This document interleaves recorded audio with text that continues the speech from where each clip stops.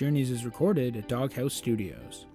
Keep the conversation going on Instagram at JourneysAvec Chad Jones. Remember, if you like the content, share the content. Welcome to Journeys. Today is Thursday, August 26th, and I have in studio with me Miss Shannon Selvey. Shannon, take it away. Hi, my name's Shannon. So to start off today, I kind of wanted to touch on animals. Like, I have 3 cats, and kind of like animals' rights and feelings has been something that's been bothering me a bit lately. You know, with COVID, I've kind of been imprisoned in my apartment a bit, and I kind of feel a little bit more like my cats do. We've been pretty good with them. Like, we take them out on walks. We try to let them outside in like a little cat house when we can. But it's still very much like they are prisoners of war, but humans are winning, so they don't really have a chance to get their way and like have babies if they want to have babies, or go on a walk and sniff a flower. Yeah, so that's kind of been bothering me, because I don't really feel like, maybe like my pets are just here because they have to be, and they just have Stockholm syndrome, and that's why they love me. Like, another thing about like animal rights is like neglect that I've been having a problem with.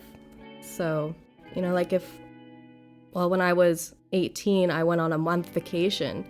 So I was gone for 5 weeks, and, you know, 5 weeks for me is nothing, because I'm going to live for years. But for a cat or a dog who only lives for, about 10 years on average, you know, it was, like 8 times as long for them. Like, I was gone for half a year of their life, and, you know, that's my baby. I just left her for that long. That's kind of sad to me.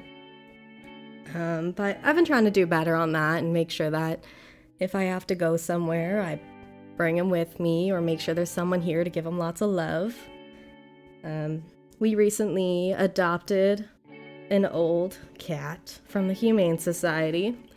I thought it'd be great. We get to give an old man a happy end to his life, so he's not sitting in an even tinier cage. Yeah, I'm really happy to see just how much he's grown over the last year, personality-wise, and shrank physically. Like, he was so overweight when we got him, but he's lost 4 pounds. Like, his belly used to drag on the floor. It was really sad. So I feel like, you know, for him at least, we've done him right. Other than that, I kind of recently realized that I like myself now. I don't know when that happened, but yeah, that was a really nice realization. Like, I didn't really enjoy who I was in high school. I was very negative and judgy, and I was definitely not nice to myself, too. Like, I know I've gained 30 pounds since high school, and that's kind of been something that's, you know, it's been a big deal for me. Like, I guess I'm 5 years out of high school now, so it's a decent amount of weight in that period of time. But I feel good about my current weight, and I know, like, being 115 pounds in high school, I was like, I'm so fat, guys. But, you know, now I have like clothes that fit my current body type, and I feel fine the way I am, and it's a really nice feeling, you know, looking in the mirror and like finally complimenting yourself, like, you got this, girl. So honesty's been like a really big priority in my life recently too. So I think that has a big reason to why I'm starting to like myself, because I'm being honest with myself about who I am and what I like to do. And I mean, I'm selfish, and I've tried to change it so much, but I find me being selfless is like, I'm gonna help you because it helps me feel better. But overall, it means that I'm being nicer to people, so I guess it's okay to be a little selfish when it's doing good for other people. I've actually started noticing, like, with one of my best friends that she isn't being very honest with me, and I threw a fit the last time I had a talk with her because it was all surface information that she was giving me, and I just feel like she doesn't trust me enough to just let me know how she actually feels and what's going on. Like, she's just trying to project herself as she wants other people to feel her, and I don't know, I felt like I've known her longer than that, and then, like, I deserve a little more trust than what she was willing to give me in that moment. So that kind of hurt, but we haven't been talking as much as we should be because of distance and COVID. So, I mean, I get it. I'll just have to work on re-earning that trust and developing a friendship again.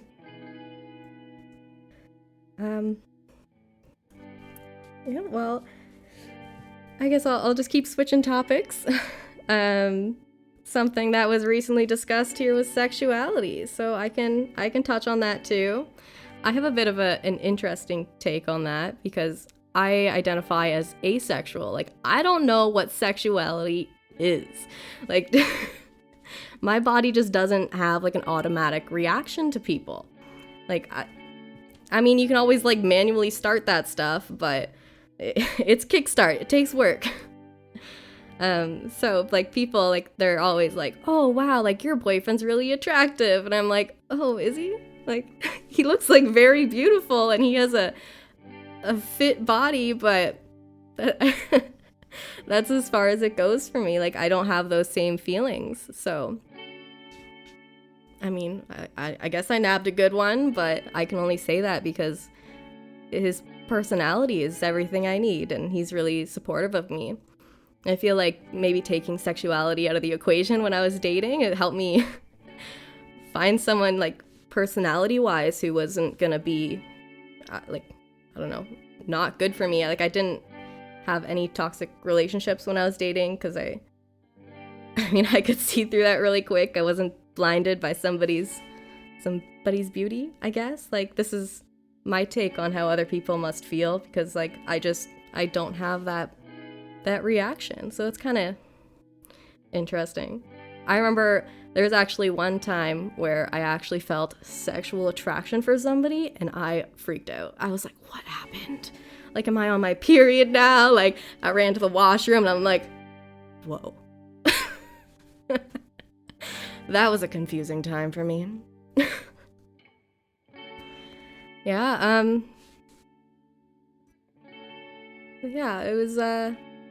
it was quite a different experience, and, like, I've been kind of jealous of people who have that other aspect of their life that I'll never really get to touch on. But I mean, as I said, like, I like me now, so it's okay. Like, I get to admit this to myself, like, stop trying, you just don't like them. Yeah. I don't really know what else I could say about that, but I've been quite happy that I'm being honest with myself, and I think it's something that maybe other people should practice too. That's all I got for today, guys. And with that, we'll take a little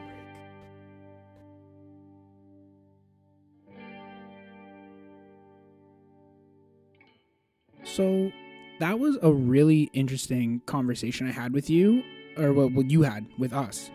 It was great. I learned a lot. That even though we've known each other now for 3 or 4 years, I still didn't know about you. So that's incredible. The one thing I do want to ask is, you were very passionate about animals. Are you vegan? No, I am not. We do want to eat, like, less beef products because of just, like, the harm that the beef industry is doing on the world. And I don't really enjoy meat that often.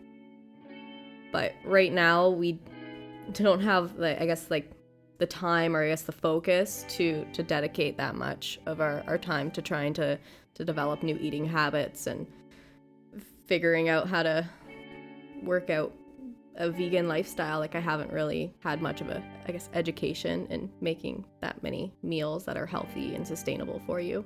Oh yeah, because I mean, like, you can go to the grocery store and get a thing of vegan ice cream, and that's vegan, and you can eat that, and ultimately it is just like vegan sugar, which it is. The main reason I ask is because you're very concerned about your family members. I'm not going to even call them pets because they're your family members, and they're as much your family members as anybody else in your family. Is there like an anxiety you have that you're not like really raising your cats? I know it's a kind of a silly thing to think about, but is there like an anxiety that you're not giving your family members enough just in general? For sure. Like I know, like my depression hit really bad last year. Like I dropped out of university. I was like, I am a failure in life, which obviously is not the case. But I mean, I was sleeping for like 12 to 15 hours a day. Like, so I would wake up and I'm not taking care of myself, let alone giving my 3 animals like attention and love.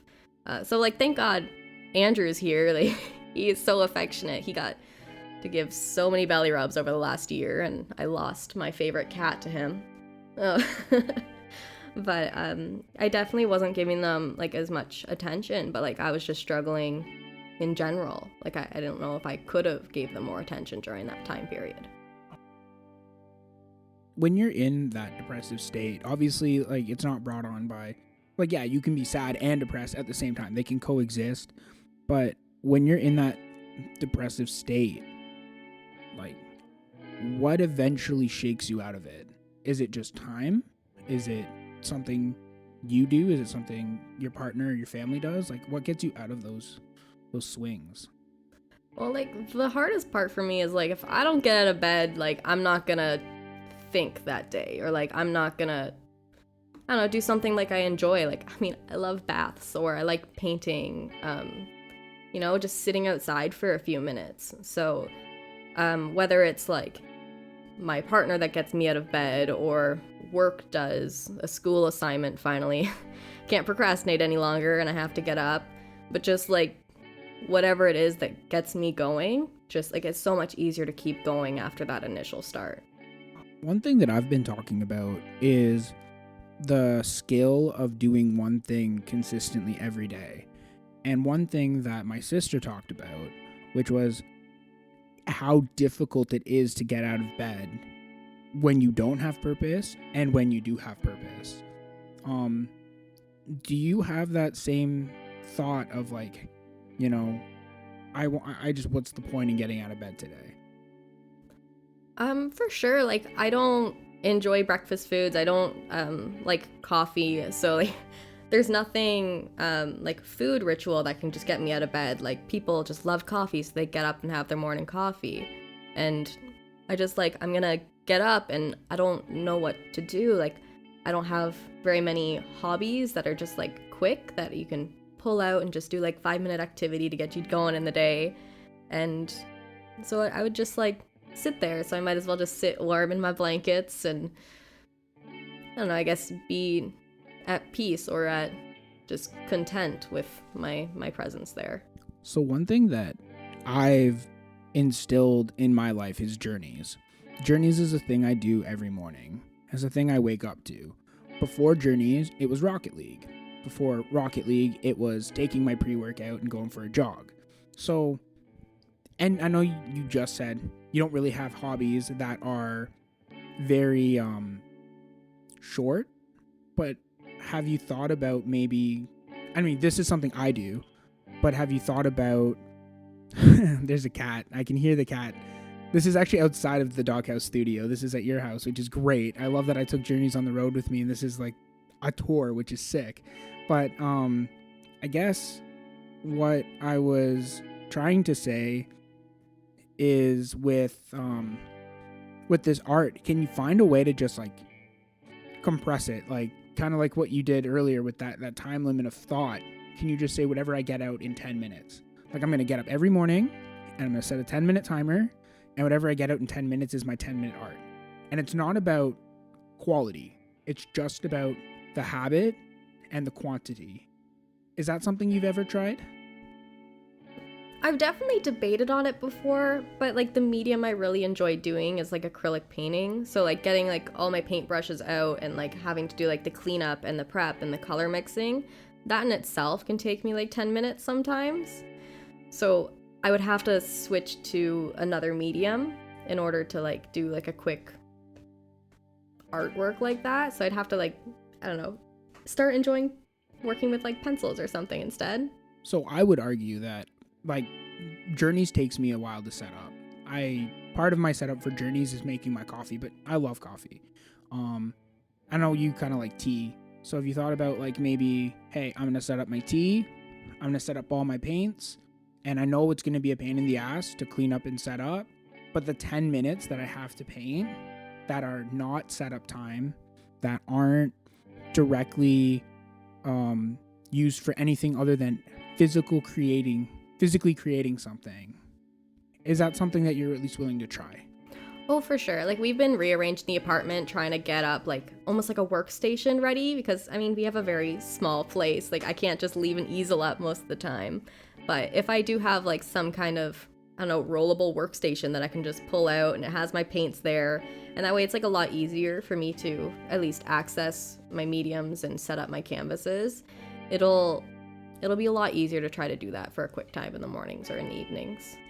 I think, and again, for me, it's the morning. I have work 4 days a week, and my work starts at 6. So I get up at 4 to do Journeys. And for me, that just means everything else is being planned around Journeys.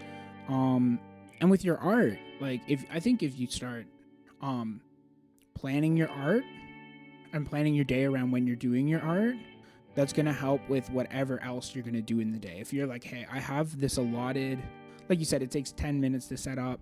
Maybe it takes you 10 minutes to set up, 10 minutes to tear down. Mentally, you want to like do the same thing that I did with you earlier, which is just write down what you want to paint or what you want to do for a minute. And let's say that whole thing takes an hour. Like just a whole thing takes an hour. But you can find a way to budget that hour in where you're not worrying about school. You're not worrying about anything other than this productive thing for you. Personally, that's helped me get out of bed because I have troubles. The first day of work, I snoozed my alarm from, because I recorded the episode before. It was a guest episode, so I didn't have to record in the morning. So I snoozed my alarm for hours. I think I snoozed it for like from 4 o'clock until like 5:15 or something. It was crazy. Because I didn't have Journeys. I didn't have a reason to get up other than work. Work was at 9 that day. It was orientation. But I find every other day that I know I'm recording Journeys.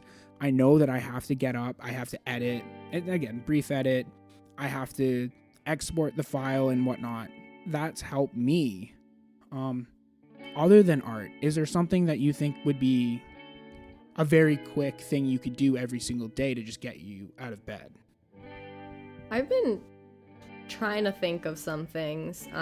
Like I'm still kind of like recovering from like my lows of last year, but I think there is a few things that would help. Like people say like getting out of bed and just making your bed in the morning means that you can't crawl back into it, and it helps people just like, hey, I did one task, now I'm motivated, and it'll give you progress throughout the day. So I might just start making my bed, something simple like that.